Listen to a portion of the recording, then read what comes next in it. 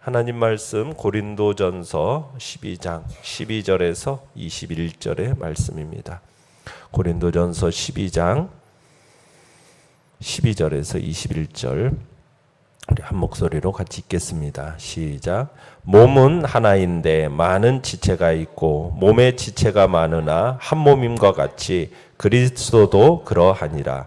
우리가 유대인이나 헬라인이나 종이나 자유인이나 다 한 성령으로 세례를 받아 한 몸이 되었고 또 다 한 성령을 마시게 하셨느니라. 몸은 한 지체뿐만 아니요 여럿이니 만일 발이 이르되 나는 손이 아니니 몸에 붙지 아니하였다 할지라도 이로써 몸에 붙지 아니한 것이 아니요 또 귀가 이르되 나는 눈이 아니니 몸에 붙지 아니하였다 할지라도 이로써 몸에 붙지 아니한 것이 아니니 만일 온몸이 눈이면 듣는 곳은 어디며 온몸이 듣는 곳이면 냄새 맡는 곳은 어디냐. 그러나 이제 하나님이 그 원하시는 대로 지체를 각각 몸에 두셨으니 만일 다 한 지체뿐이면 몸은 어디냐. 이제 지체는 많으나 몸은 하나라. 눈이 손들어 내가 너를 쓸데가 없다 하거나 또한 머리가 발더러 내가 너를 쓸데가 없다 하지 못하리라. 아멘. 오늘 말씀의 제목은 지체는 많으나 몸은 하나라 라는 제목으로 말씀을 나눕니다. 사람의 몸은 여러 지체들로 이루어져 있죠. 또 그 각 지체는 그 생김새와 역할이 다르지만 지체들은 서로 이렇게 분리될 수가 없습니다. 서로 상호 보완적이고 또 서로 의존적인 수밖에 없는 것들이 또한 지체예요. 더욱이 이 각 지체들이 아무리 하찮은 것이라고 하더라도 그것이 존재해야만이 이 몸이 완전할 수가 있게 온전한 몸을 이루게 되는 거죠. 그렇기 때문에 결코 무시할 수 있는 지체가 없는 겁니다. 다 귀한 지체라는 거예요. 자, 그런데 이런 원리가 교회에도 그대로 적용이 된다는 거죠. 우리가 아는 대로 교회는 그리스도의 몸이에요. 그리고 교회는 성도들로 구성되어 있어요. 말하자면은 성도는 각 지체가 모여서 교회라는 그리스도의 몸을 이루는 겁니다. 물론 그 각 지체로서의 성도들은 은사, 재능, 직분 이게 다 각기 다릅니다. 그러한 점에서 교회는 다양성이 있는 거예요. 그러나 각 지체로서 성도들은 서로 하나로 연합이 있고 한 몸을 이룸으로써 생명력이 있고 존재 가치가 있는 겁니다. 그런 의미 속에서 교회는 유기적 통일성이 있다 이런 표현을 써요. 유기적 통일성이 있다.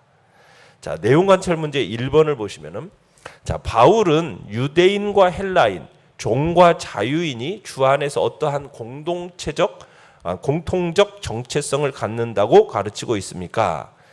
당시 고린도 교회 내에서는 유대인과 헬라인 그리고 종과 자유인 이들이 마치 물과 기름처럼 이렇게 서로 섞이기 힘든 사람들이었어요.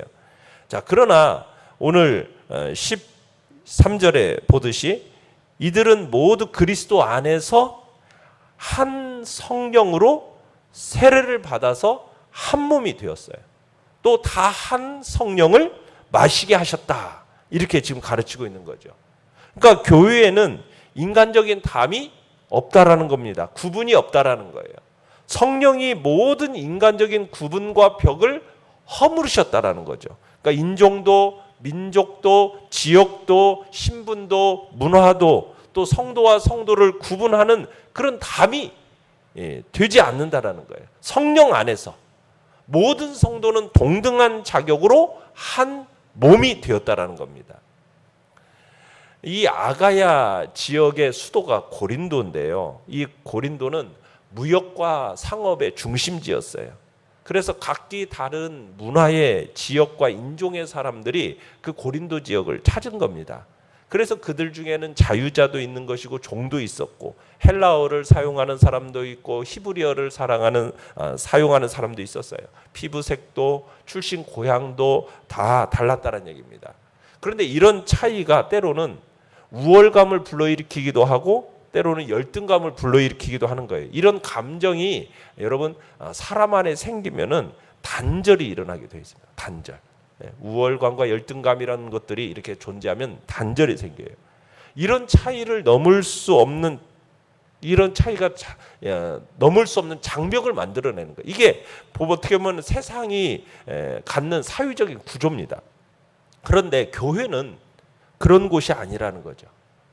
교회는 예수 그리스도의 십자가의 구속의 사역과 성령의 역사로 말미암아 문화, 신분, 인종, 연령, 성별, 지위 이런 벽이 완전히 무너진 곳이라는 거예요.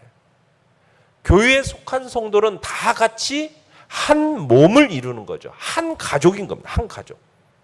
그러니까 의사소통을 할 수 없던 사람들이 성령의 교제를 나누는 한 가족이 되는 거예요. 지역적으로 떨어져 있어도요, 서로 한 몸을 이루는 거예요. 게다가 원수마저도 사랑의 대상이 되는 것이 교회인 거죠. 그런 기적의 장소가 바로 뭐냐? 교회다.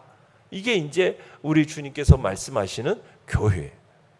자, 내용 관찰 문제 2번입니다. 성도가 성령 안에서 하나 되는 것에 대해 몸의 어떠한 기능을 비유로 설명하고 있습니까? 자, 몸의 지체들은 서로 분리될 수가 없어요. 불가 분리성을 지니고 있습니다. 그래서 상호 보완적이고 의존적일 수밖에 없는 것이 우리 몸의 지체들입니다. 지체들이. 그래서 이 각 지체는 반드시 협력해야 돼요. 한 몸 된 발과 귀가 붙어 있지 않았다.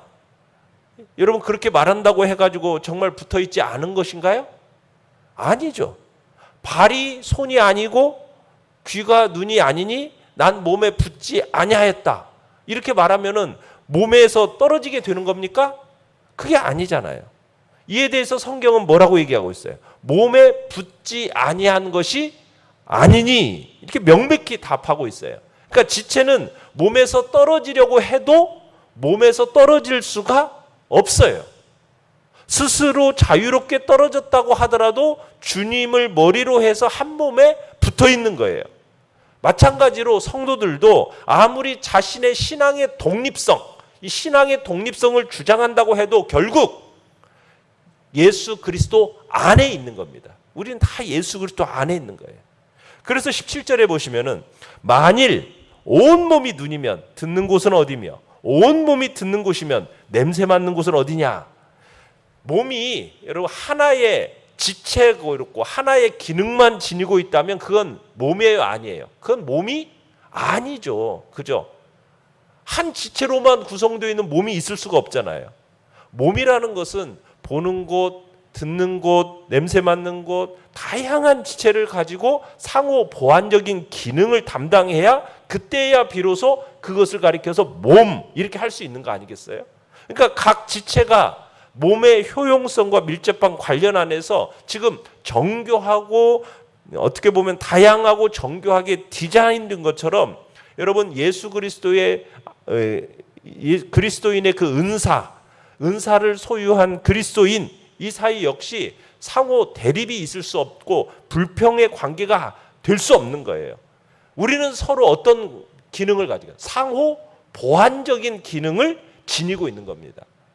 독립성이 아니고 우리는 서로 간에 대립과 불평의 관계가 아닌 상호 보완적인 기능을 지니고 있는 것이 바로 우리라는 거죠. 교회예요. 연구와 묵상 문제 3번입니다. 온 몸이 손이거나 눈인 괴물이 아닌 온전한 한 몸을 이루기 위해 붙잡아야 할 원리는 무엇입니까? 자, 14절에 보시면은 몸은 뭐라고 그래요? 한 지체뿐 아니요? 뭐라고 돼 있어요? 여럿이라는 거죠. 그러니까 몸이 하나의 지체로만 구성되어 있는 게 아니에요. 여러의 지체가 합해져서 하나의 몸을 이루고 있다라는 겁니다. 이 사람의 몸을 비유로 들어서 그리스도의 몸인 교회의 다양성과 통일성에 대해서 지금 말하고 있는 겁니다. 다양성과 통일성. 그러니까 몸의 이 다양성이라는 거, 이게 그냥 우발적이고 우연적인 속성이 아니라 몸의 이 본질 자체라는 점에서 지금 명확하게 드러나고 있는 거예요. 사람의 몸이라는 것은 다양한 지체로 구성되어 있어요. 그런데 18절에 보시면은 이렇게 얘기했죠. 그러나 이제 하나님이 그 원하시는 대로 지체를 각각 몸에 두셨으니, 그러니까 하나님의 완벽한 디자인의 결과로 다양한 지체가 이 몸에 지금 구성되어 있는 겁니다. 각 지체, 각종 지체의 역할과 기능이 더할 나위 없이 규정한 거예요. 그리고 완벽히 분화되어 있어요. 그러니까 바울은 이렇게 몸이 그 지체와 더불어서 지금 다양성과 통일성에 지금 완벽한 조화를 이루도록 하신 분이, 의도하신 분이 누구란 얘기예요? 바로 하나님이시라는 거예요. 하나님. 하나님이 어떻게 해요? 원하시는 대로 지체를 각각 몸에 두셨다라는 거예요. 그러니까 발과 귀가 불평하고 불만한다라는 것은 결국 누구를 지금 누구에게 도전하는 겁니까? 하나님의 창조 행위에 도전하는 거예요. 왜요? 하나님이 어떻게 하셨기 때문에 원하시는 대로 지체에 각각 몸에 두신 거란 얘기란 말이에요. 그런데 내가 왜 발로서의 기능하냐, 내가 왜 귀로서 기능하냐, 이렇게 불평하고 불만하는 것은 나를 창조하셔서 나를 그 자리에 세워놓으신 하나님을 어떻게 하는 거예요? 도전하는 행위가 된다는 거죠. 20절에 보시면은 이제 지체는 많으나 몸은 하나다. 다양성 안에 있는 어떻게 보면 단일성을 강조하고 있는 겁니다. 그리스도의 몸인 교회 안에서 지금 각 지체들의 은사가 다양할 수는 있지만 교회는 그리스도를 머리로 한 하나의 유기체로서의 통일성을 지금 지니고 있다는 것을 지금 부각시키고 있는 겁니다. 그러니까 하나의 그리스도의 몸인 교회는 각각의 여러 지체들로 지금 구성되어 있어서 특히 각 지체는 셀 수 없이 다양한 은사들을 소유하고 있는 겁니다. 그러니까 성령께서 그 거대하고 신령한 이 유기체 속에 각 지체가 점유할 수 있는 어떻게 보면 공간을 딱 배정해 놓으시고 그 공간 속에다가 하나님의 영광과 교회의 덕을 세우기 위해서 일할 수 있도록 각각의 지체들에게 은사를 부여하셨다라는 거예요. 그러니까 그리스도의 몸의 지체로서 존재하고 있는 각각의 그리스도인들은 불평해서는 안 되는 거예요. 내가 이런 은사를 가졌다고 해서 우월의식을 가져서도 안 되고 또 열등의식에 사로잡혀서도 안 되는 거예요. 내 자신의 존재나 은사에 대해서 불평하고 불만을 토로한다면 결국에는 누구를 향한 불평이요 불만입니까? 나를 창조하셔서 나를 그 공간 안에 그 공간의 그 기능을 부여하신 하나님께 대한 불평이고 불만이 될 수 있다는 거죠. 느낀 점 4번입니다. 몸의 비유를 통해 내가 성도의 하나됨에 대해 새롭게 깨닫게 된 것은 무엇입니까?